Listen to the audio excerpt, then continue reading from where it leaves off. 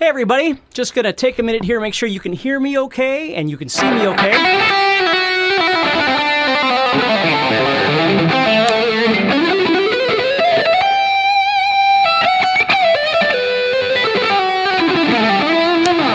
I'll just check the chat here, make sure that you all can hear me and see me okay. So hey everybody, thank you so much for joining me today. Hi there. Today what we're going to be doing is we're going to be talking about legato, okay, legato playing. Hey everybody, so glad you could be with me today.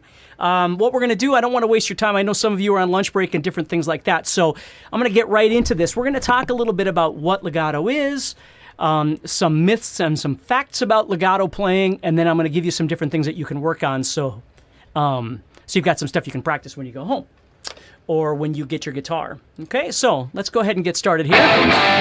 My name is Steve Stine. I work for a company called Guitarzoom, and I teach guitar lessons all around the world. I teach different people all kinds of stuff about playing guitar. So if I can help you in any way, please let me know.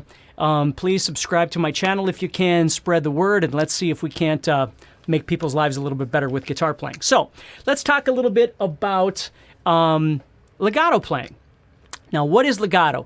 I tend to think, when I teach this stuff, I tend to think that legato is more like hammer-ons and pull-offs and things like that, where you're not picking everything, right? So if you're playing some sort of passage on your guitar, instead of always going and picking everything, what you would do is you would incorporate some elements of hammer-ons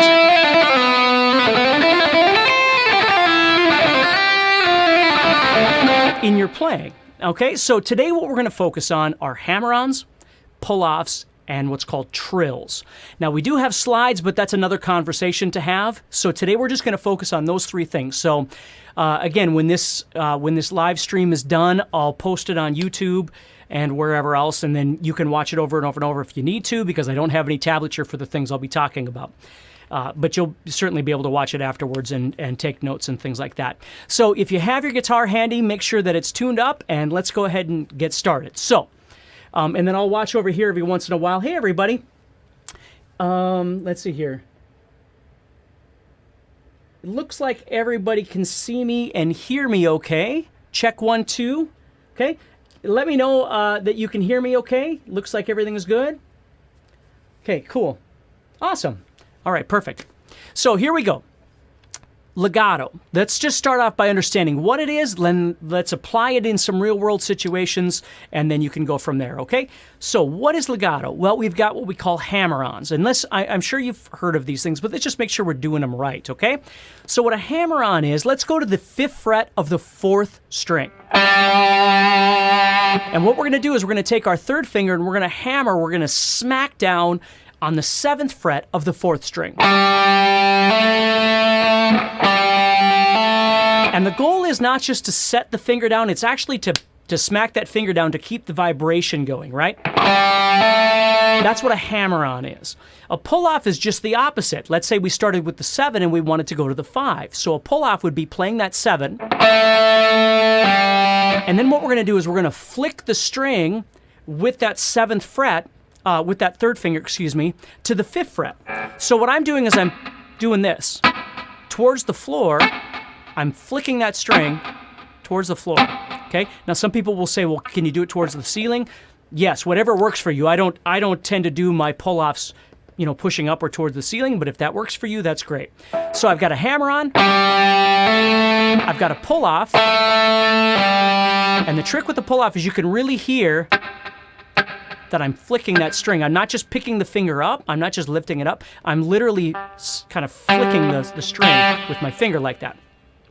So hammer-on, pull-off. Now, if I put the two together and do it over and over and over, we call that a trill.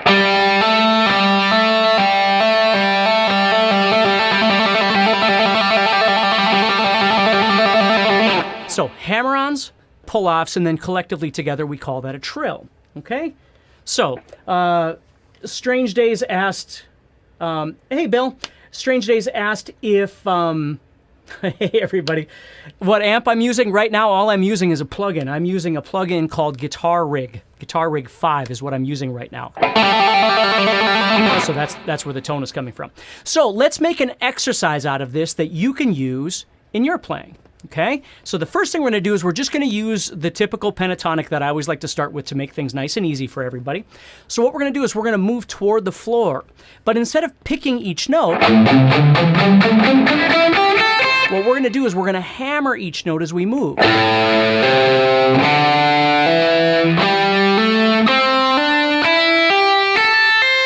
Okay, so we're going to practice hammering as we move towards the floor. Okay, and we're going to talk about the uses and things like that. But the first thing is, don't worry about how fast it is in any of the things that you ever want to learn how to do. Don't worry about how fast you're doing it. Worry about how well you're doing it. And then as you get better at it, you'll get faster at it. That's just the way things work. So don't think that your primary directive is speed. Your primary directive is execution. It's how well you're doing it. And then the better you do it, of course, the faster it's going to get. So when you're doing things like hammer-ons, like we're doing right now, always remember that one of the battles that you're going to have is keeping everything clean, keeping all the other strings deadened while you're executing this particular thing. So as I play this 6th string, I am touching all the strings underneath with my first finger to keep them quiet. I'm not doing this. Otherwise, everything else will start vibrating. So I want to make sure that I'm deadening those. And as I move down this way, okay, and all these other strings become exposed, I need to deaden those with this hand so I'm not getting noise from those. So every time I play,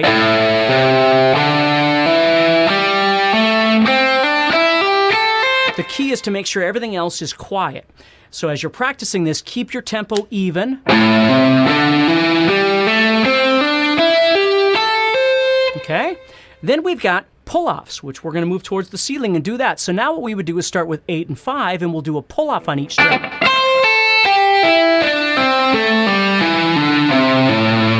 Now, when you do pull-offs, understand that when you flick whatever finger you're using, if you're using your pinky, for instance, to pull off on the 2nd string, you're going to wind up probably hitting the 1st string underneath.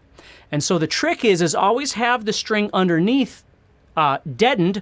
I, again, use my index finger. So if I'm on the 4th string, for instance, and I do a pull-off, I'm kind of running into the 3rd string when I do that pull-off, but I'm deadening that 3rd string with my 1st finger. So you're not going to hear it. And again, as I move this direction, this hand gets out of the way, and this hand starts deadening out all the strings that I, again, want to keep quiet. So hammer-ons, pull-outs.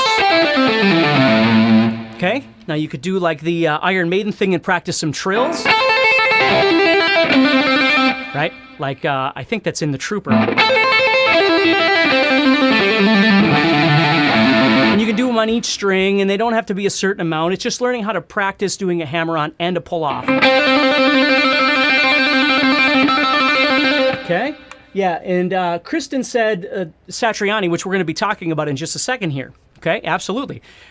So the cool thing about learning how to do an effective hammer-on and pull-off and trill, which again we'll call the legato family, is there's a number of different uses for something like this. Because people will always say, you know, well, why play legato, right? Why not just pick everything? Well, there's a little bit different thing happening here. When you pick everything, you get more of a and again, this isn't a bad term at all. I pick a lot of the stuff that I play on guitar.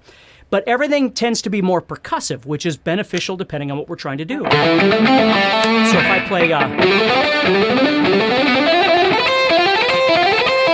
Again, I'm looking for that percussive sound in my playing. You see? But sometimes I don't want that. Sometimes I want things to sound a little more smooth or less percussive, and that's where legato would come in.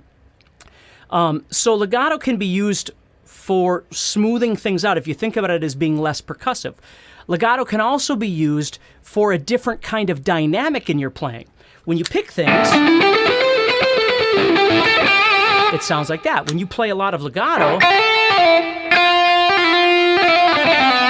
it sounds a lot different. There's a different kind of vibe to it. And again, for me, growing up listening to the players that I did, legato is a very, very important part of of playing. A lot of times as metal players, if any of you are metal players, we get this thought that everything is supposed to be picked all the time. And I guarantee you, the most amazing metal players still use legato for different things. It's not that they can't. We always think it's one or the other, like you pick everything or you can't pick everything. I think there's a nice happy medium in there where you're going to be using a certain amount of picking and then just a certain amount of natural legato in your playing, as well as certain effects like we're talking about now where you really want it to stand out. So you're using it to make things sound nice and smooth, or you're making things sound a bit more dynamic. The other thing that's nice about legato is that you can make things faster if you're not able to do a lot of faster picking. And again, I'm not saying don't learn how to pick fast if that's what you're looking for, but you can play, which I'm going to show you in just a second, but there's different little passages and patterns that you can learn how to do utilizing legato that could be a lot faster than you might be able to do if you were picking it. And even if you could do it picking, again, it has a little bit different sound to it. Okay, so I'm going to get to some stuff that I can give you to practice. Again, I'm not just going to talk the whole time. I just want to make sure I'm not wasting anybody's time here. So with legato, the thing about legato is you can use it for things that are more subtle. And if you have your guitar, go ahead and do this with me. Let's go up to the 9th fret of the 3rd string. So we're going to be in the key of E here. And we're going to play that 9th fret. Okay, now let's play 7, 8 on the 2nd string, and then we're going to go back to the 9. So we have. Okay, so that's just a nice little melodic.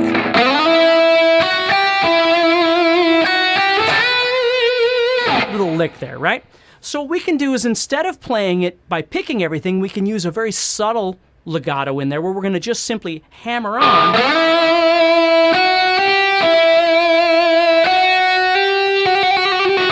And maybe we even add in a trill, right? So we have.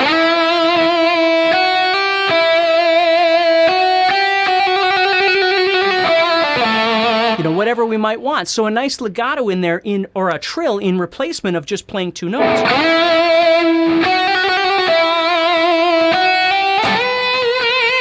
Okay? So just subtle things like that you can do with a legato. Now, I'm going to show you some more obvious things, kind of in the style of Paul Gilbert or Joe Satriani or something like that you can use. That's the next thing, so that's why you've got your guitar available. So I just want to make sure, perfect. And it looks like I got everybody here. That's awesome. Yeah, there's lots of, I can see people are mentioning different places, and if you're on that chat, please read everybody's chats there because it's absolutely true. There's lots of different ways that you can play legato. Now, somebody had mentioned tapping. Tapping to me is a different kind of technique. Not that it couldn't be considered legato, but today we're not going to talk about tapping. We definitely will talk about tapping in the near future. But let's stay with hammer-ons and pull-offs in trills at this point. So here's what we're going to do. I'm going to show you 3 different patterns now that are a bit more obvious in the legato department, okay? And then what you'll have to do is do your best to write these down, right? Or watch this again if you need to. I'm going to go through them fairly slow, but again, I don't want to take an hour of everybody's time here.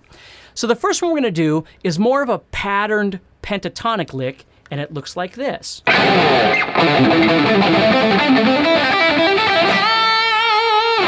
One more time.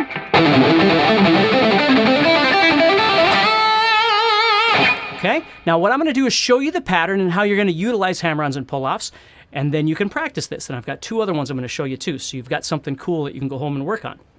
Again, if you're at work or at school or something, right? So here's what we're going to do. You're just using pentatonic here, minor pentatonic, A minor pentatonic. I want you to go to the 7th fret of the 5th string and the 5th fret of the 5th string. Okay? And you're going to do a pull-off just like we did from 7 to 5. And then what you're going to do is you're going to go to the 8th fret of the 6th string. Okay, so there's your first pull-off. Then you're going to go back to the 5th string and do a hammer-on from 5 to 7.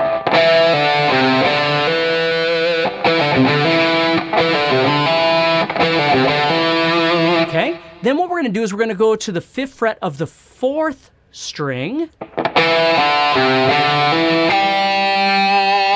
And then we're just going to do a pull off from 7 to 5 on the 5th string again, and we're done. So it looks like this. Okay, so try that a little bit if you've got your guitar handy. So I'm doing a pull off, going to the 8 of the 6th string, doing a hammer-on, going to the 5 of the 4th string, and then doing a pull off again. The pull offs and the hammer-ons are all occurring on the 5th string.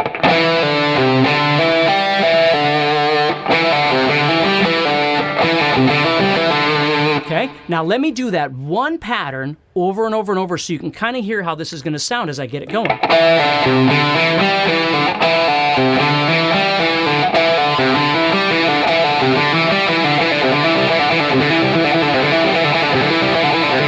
So you can see how all of a sudden it sounds like there's a lot more going on in there as I speed it up. Now again, it's going to take some time, but it sounds like there's a lot more going on than there really is. I'm just doing this pull off, this hammer on, and then this pull off. And then it just starts all over. So I'm starting with a pull off and I'm ending with a pull off.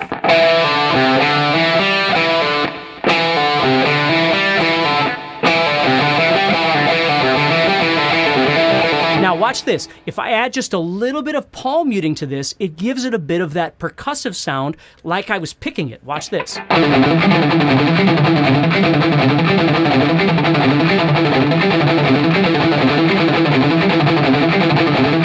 how cool that sounds? So instead of just leaving it all open, which is perfectly fine, if I add a little bit of pall mute, all of a sudden it begins to give it a bit more of this percussive sound, which again might be kind of fun. Now, all I did with that is I took that exact same thing and just moved to the 4th string and did, and then the 3rd string, and then the 2nd string,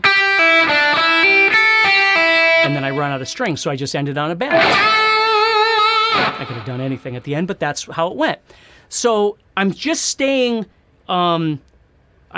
in the minor pentatonic. So you just have to remember as you're doing it, all I'm doing is just editing the strings or the notes that I'm playing on each string, so it's just matching the pentatonic scale as I move. And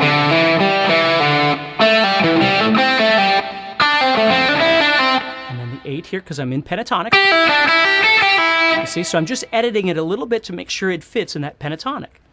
That's the first one that I want you to practice. Okay, cool.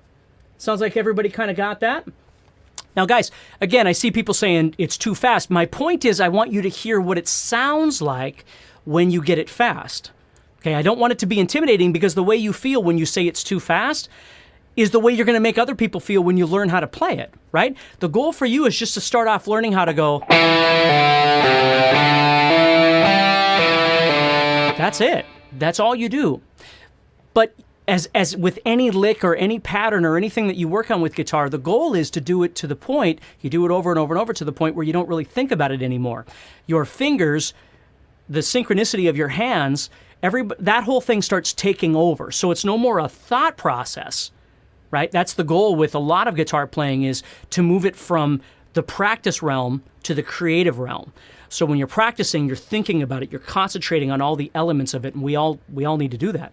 But once you've done it enough, it starts moving over into the creative realm where you're not seeing every little note and every little thing. You're seeing it more as this one larger piece. So you're going to start off by just learning how to do or pull-offs and hammer-ons here. Just that. And it doesn't matter how slow it is. Don't convince yourself that you suck at this because you can't do it. You got to do this as slow as you need to, just practicing.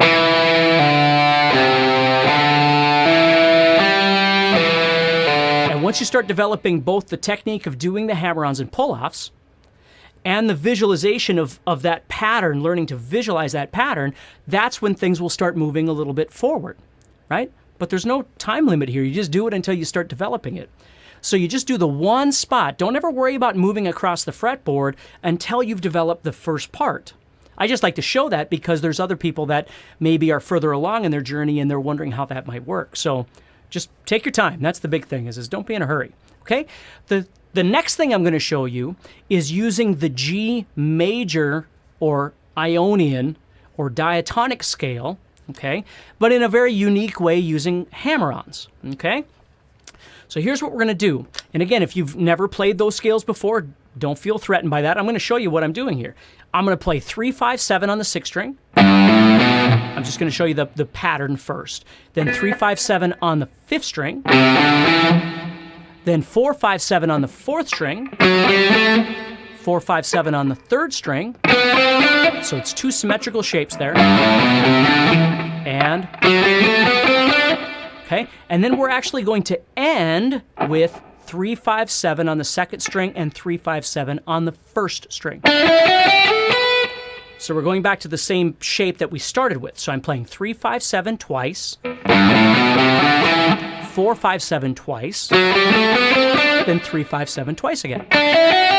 So that's the shape, that's the scenario that we're going to use. Okay?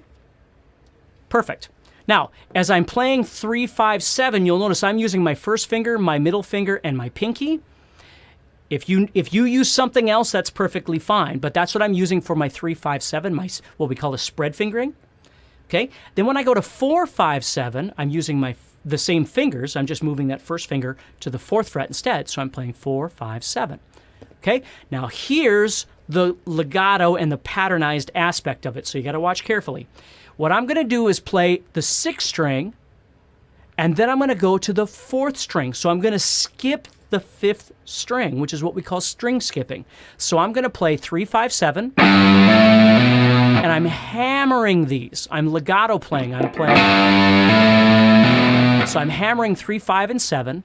Then I'm going to go to the 4th string and play 4, 5, 7. So I have.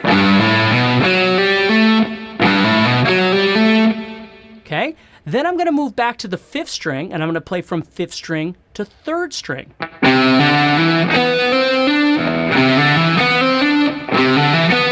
So if I put them together, again, it sounds like this.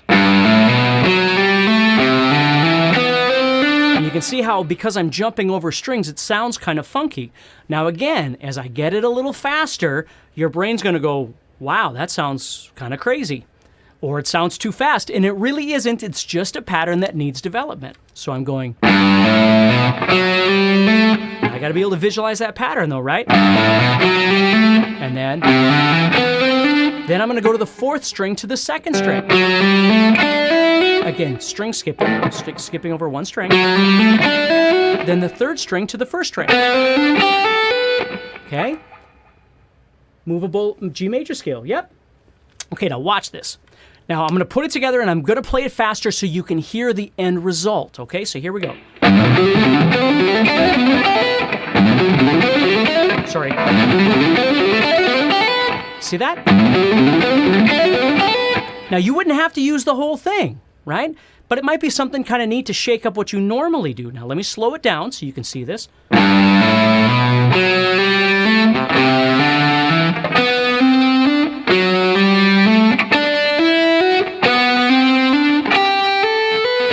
See? Okay, so that's the second one. Now, there are all kinds of different patterns and ideas that I use on the guitar when I'm playing, and I'm just showing you a couple of different things. So please understand, if you watch one of these and go, I don't really get that, or I don't really care for that one, that's okay. There's a million different things that you can do. I'm just showing you some obvious elements of using legato playing versus the more subtle elements within, you know, when I'm playing my normal stuff and I'm picking some and I'm doing a little legato and I'm mixing and matching these. What I'm showing you right now is larger patterns of using a lot of legato. Okay, so here it is again, one more time, faster so you can hear it.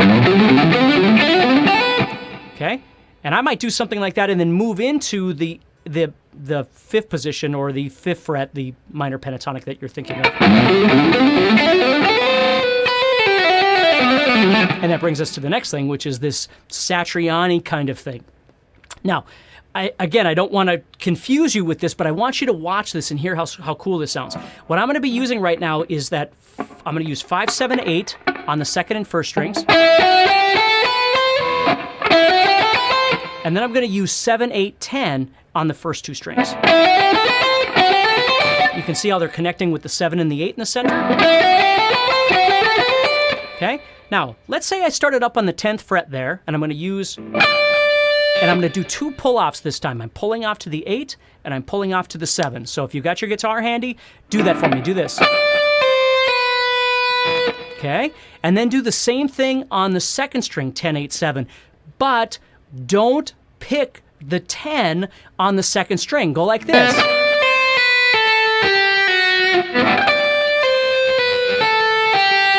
Hammer that 10.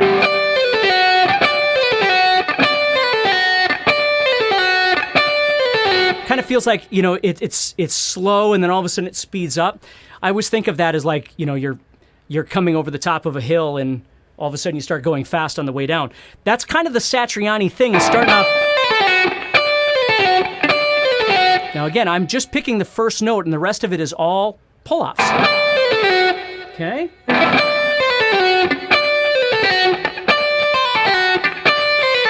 Okay? Now, what I want you to do is after you've done those 2, and again, it's going to take time, so it's just, I don't have a lot of time because I want you all to get back to your lives, so I'm trying to make this a little quick here. So I'm going to do a hammer-on from that 7 back to 8 and back to 10 on the 2nd string. Watch this.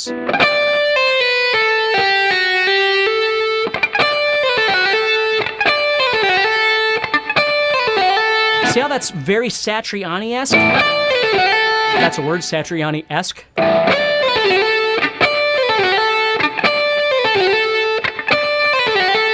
Okay? And then what he'll do is he'll move down into this position, which was the 5, 7, 8 I was just talking about.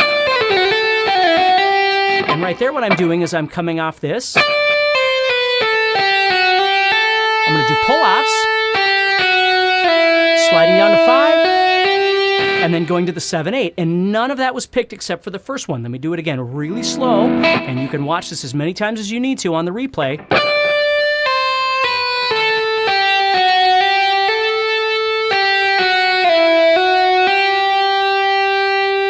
Okay? And it's not like a 16th note pattern or something like that. It's more just this organic speeding up and slowing down thing.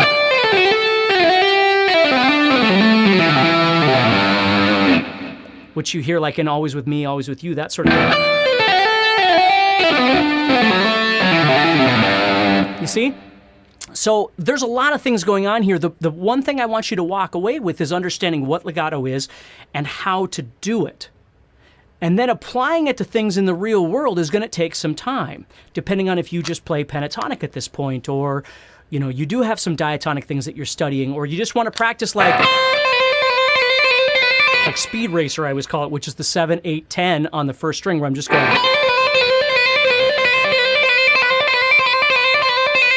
Always sounds like Speed Racer to me, which probably gives you an idea of my age anyway. But hopefully that helps you a little bit in understanding how you could apply some of these legato things to your playing.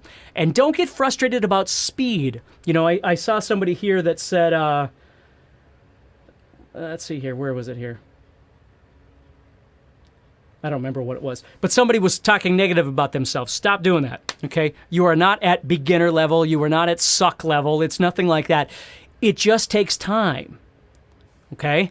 The only reason I can do some of these things maybe better than you can is because I've been doing it longer, right? That's the only reason. So the goal is now is your opportunity to start trying to put some of these things together.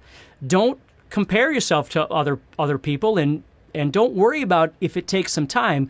That practice is what this is all about. So it's not whether or not you can do it wonderful by tomorrow. It's that if you can learn to do it in X amount of weeks or X amount of months, it changes your life for the rest of your life. Once you can do it, you own it. And you can do whatever you want with it from there. So, everybody, I'm going to let you get back to your lives and do what you do. And so, hopefully that helps you. I'll be around for a couple minutes afterward to chat a little bit. But, again, stay positive. Keep practicing and keep looking for some new things. And always remember small steps, right? Go from where you are right now to one little step forward and make that make sense to you. So don't get, overwhelmed and all that sort of thing with information. Just find something that works for you and make that happen. So take care, everybody, and I will talk to you soon, okay?